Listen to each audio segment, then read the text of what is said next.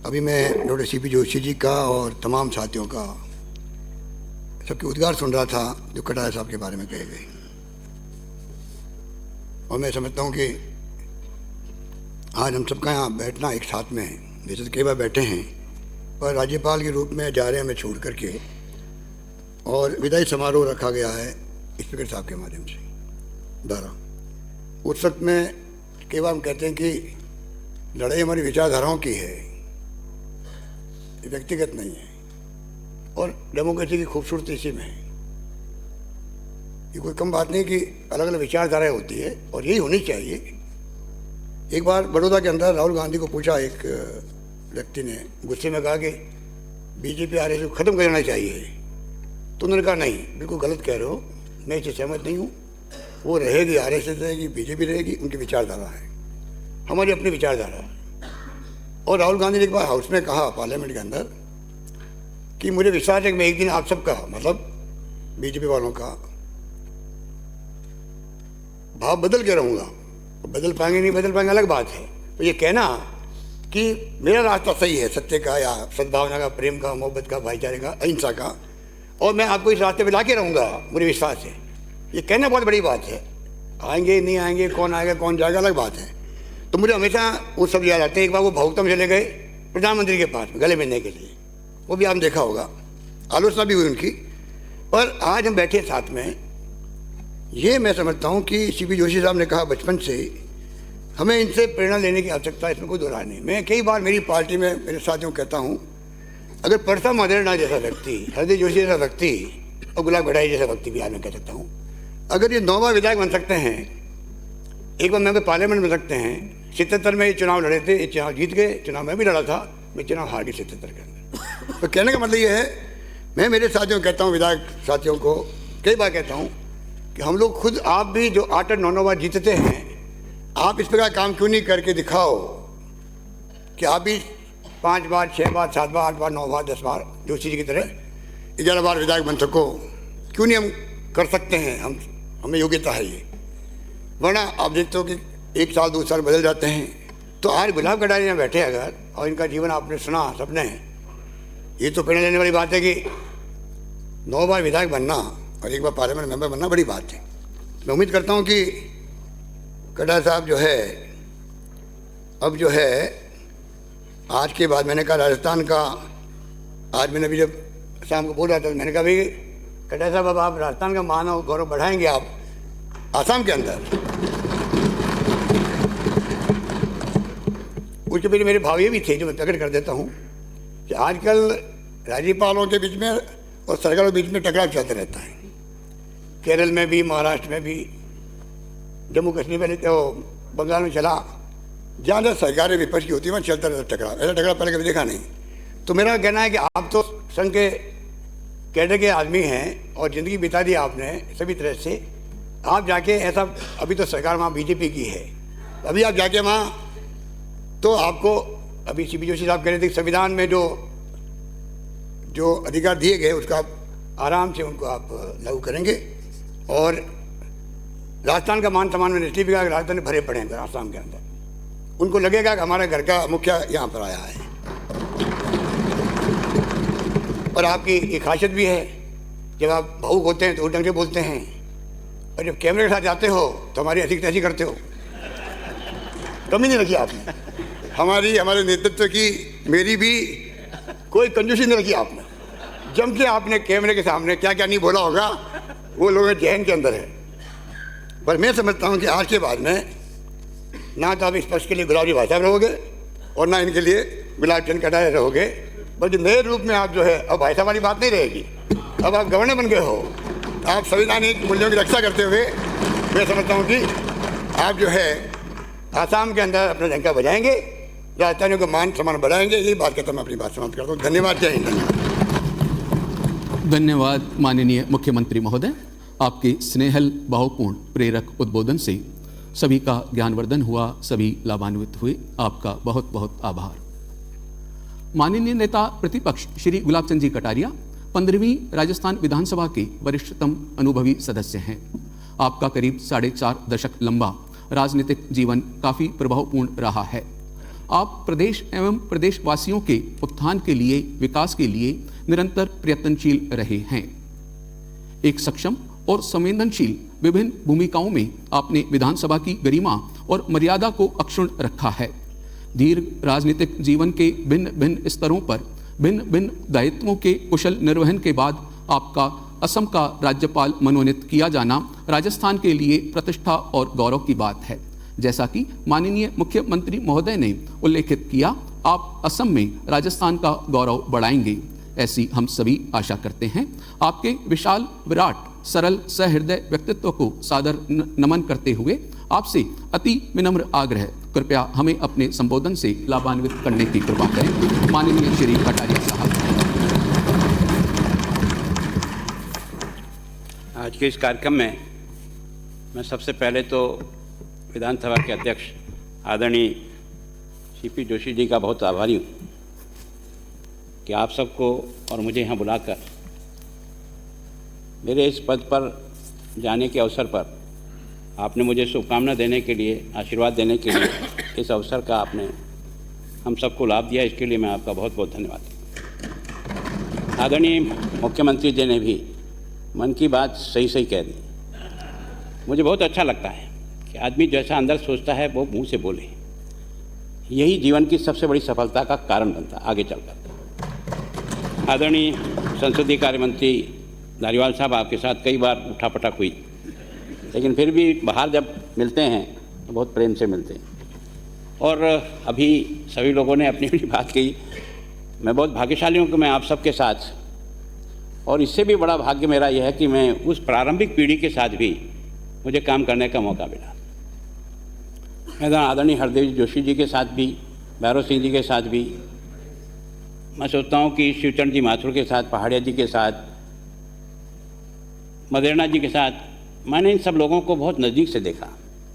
और मैं आपसे एक विनम्र प्रार्थना करता हूँ, मैं बहुत सामान्य बुद्धि का आदमी हूँ। मैंने अपनी सारी पढ़ाई, नौकरी और पढ़ाई साथ साथ करके मैं यहाँ आगे तक बढ़ा हूँ। कोई बहुत विलक्षण बुद्धि का आदमी भी नहीं, लेकिन आदरणीय भैरव सिंह जी ने और इन सब पुरानी पीढ़ी ने एक बात समझाई कि अगर तुम अपनी विधानसभा का धर्म ईमानदारी से निभाना चाहते हो तो अधिक से अधिक समय बैठने की आदत डालो, क्योंकि तुम सारा राजस्थान नहीं घूम सकोगे, लेकिन सारा राजस्थान यहाँ ये माननीय सदस्य आपके सामने लाकर उपस्थित कर देंगे। इनकी हर एक की बात का कोई न कोई महत्व निकलेगा, और वास्तव में उसके कारण से मुझे सीखने का मौका मिला। और मैं आप सभी सदस्यों से प्रार्थना करता हूँ कि जनता हमें सेवा करने भेजती है, आनंद करने के लिए नहीं भेजती। जनता हमारा इतना मान और सम्मान बढ़ाती है, हमको इस ऊंचाई पर ला करके बिठाती है। उस जनता के प्रति हमारा समर्पण, यही हमारी ज़िंदगी की सबसे बड़ी कमाई है। चुनाव हारना जीतना ये चलता रहता है, कोई इसमें कोई बहुत ज़्यादा अभिमान करने की ज़रूरत नहीं है और दुखी होने की ज़रूरत नहीं है। लेकिन जनता जिस भाव से आपको यहाँ भेजती है उसका प्रतिनिधित्व तो हम पूरी ईमानदारी के साथ करें, और एक इस बात की कोशिश करें, जो मैंने इन सब श्रेष्ठ पुरुषों से, मैंने भैरव सिंह जी को भी देखा, आपस में इस तरह से बहस होती थी कि ऐसा लगता था कि एक दूसरे से लड़ पड़ेंगे, लेकिन बाहर निकलते हुए दोनों एक ही कमरे में चाय पीते हुए मिल जाते थे, भोजन भी साथ साथ करते थे। इसका मतलब हमारा वैचारिक संघर्ष है, हमारा व्यक्तिगत संघर्ष नहीं है। इस विषय को हमें मन से पूरा पकड़ना चाहिए। और मैं सीपी जोशी साहब का बहुत आभारी हूँ कि जब हमारी सरकार थी तब आप हमसे लड़ते थे, हम आपको बिठाते थे, और आप भी ये कोशिश करते थे कि सदन चलना चाहिए। सच में अगर जनता की सेवा करना चाहते हो तो सदन को अधिक से अधिक चलाओ, जो कहना हो यहाँ कहो। अगर बिना बात किए हुए सदन खत्म हो जाएगा तो जनता की समस्या को रखेगा कौन यहाँ पे? हमको जनता ने उसकी समस्या को रखने के लिए, उस पर चर्चा करने के लिए भेजा है, समय बर्बाद करने के लिए नहीं भेजा है। इस विषय को समझने का प्रयास करके इसको आगे बढ़ाने का प्रयास करना चाहिए।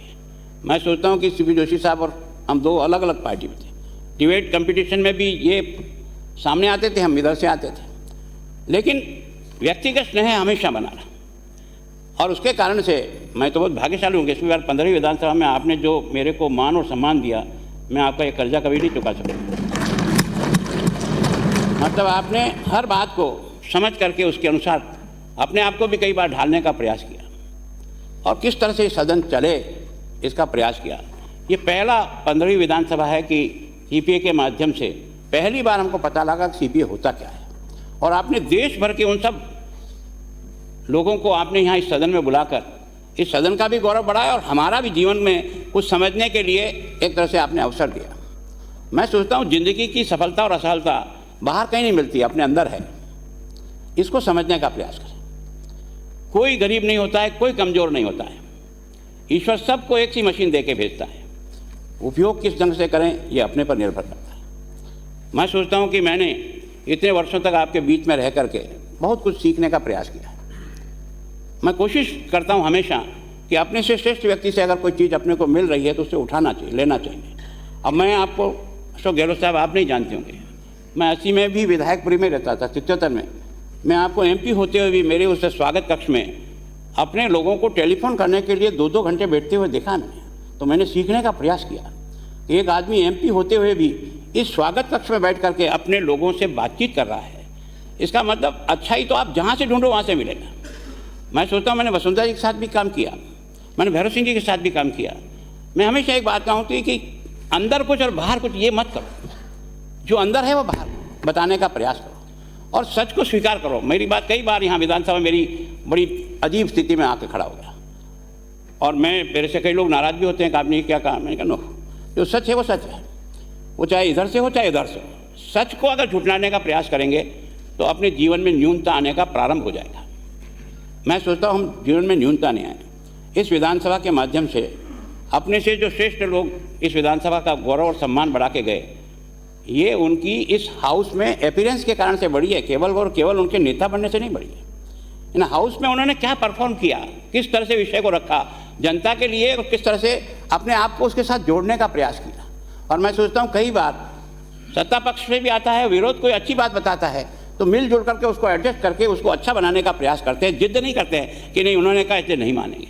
तो मैं सोचता हूँ कि मैं बहुत भाग्यशाली हूँ कि आप सब में से कई लोग जो सामने बैठे हैं, कोई 6 बार से, कोई 5 बार से, कोई 4 बार से, कोई 7 बार से, कोई 8 बार से मेरे साथ विधायक के रूप में रहे। आदरणीय कैलाश जी मेघवाल हम दोनों एक साथ 77 में आए। तो मैं सोचता हूँ कि मेरी आप सबसे विनम्र प्रार्थना यह है कि हम जनता के अधिकारी नहीं हैं, जनता के सेवक हैं। इस बात को दिमाग में 24 घंटे रहना चाहिए कि जनता यहाँ काम करने के लिए भेजती है, मस्ती करने के लिए नहीं भेजती है। जनता आपसे कुछ चाहती है कि जब जनता आपको इतना ऊपर उठा करके, गुलाबचंद कटारिया की देलवाड़ा में भी कोई पहचान नहीं थी। आप जब 80 में चुनाव लड़े होंगे तो मेरे घर के डांडे केलू भी आपने देखे होंगे। बहुत सामान्य परिवार से आया हूँ, लेकिन मैं सोचता हूँ कि प्रयत्न किया जाए तो सामान्य परिवार और गरीब परिवार को बाधा नहीं होती है। वो तो एक तरह से हमको आगे बढ़ने की ताकत देता है। अभाव में से व्यक्ति खड़ा होता है तो व्यक्ति ज़्यादा मजबूत बनता है। उसके अभाव ही उसकी ज़िंदगी का आभूषण बन जाता है। लेकिन बस यही रहना चाहिए कि मुझे जनता ने जिस काम के लिए भेजा है, मैं अपनी पूरी ताकत, निष्ठा, ईमानदारी के साथ उस जनता का सेवक बन करके काम करने का प्रयास करूँ। और मैं सोचता हूँ जब दुख की घड़ी में और जब चुनाव लड़ते हैं ना, तो वही माई बाप हमको कोई उनको आशीर्वाद देता है, पता नहीं कब सोचता है और कब देता है, और हमारी गाड़ी पार हो जाती है। ये जो हम बार बार जीतते हैं ना, उस जनता के आशीर्वाद से। हमने अगर उसका कोई अच्छा काम किया होगा, उसकी अच्छी बात की होगी, उसकी संग ठीक तरह से व्यवहार किया होगा, तो वो सोचता है, बच्चा हो चाहे बूढ़ा हो। ऐसा नहीं है कि 8 साल का बच्चा आ गया तो उसके साथ हमारा व्यवहार दूसरा हो, कोई बड़ा सेठ आ गया तो हमारे साथ व्यवहार दूसरा हो, कोई गरीब फटे कपड़े का आ गया तो हमारा व्यवहार दूसरा हो। ऐसा नहीं है। हम जनप्रतिनिधि हैं। जनता ने हमको जिस काम के लिए भेजा है वो छोटा बड़ा सब मेरे लिए सब कुछ है। उसको सोच करके अपनी यात्रा को आगे बढ़ाए, क्योंकि लोकतंत्र से अच्छा और क्या रास्ता है जिसके आधार पर आप और हम सब प्रयत्न करते हैं देश बनाने का। लक्ष्य तो एक ही है। और देश कब बनेगा? जब देश में रहने वाली सभी जनता को सब प्रकार से उनके जीवन को ऊपर उठा सके, तभी देश बनता है। तो मेरी विनम्र प्रार्थना है कि आप सीपी जोशी साहब, आपका मैं बहुत धन्यवाद करता हूँ कि आपने इस अवसर को एक तरह से इधर बदलने का प्रयास किया। तो मैं आपको मुख्यमंत्री जी विश्वास दिलाता हूँ, मैं राजस्थान का हूँ, आपका हूँ।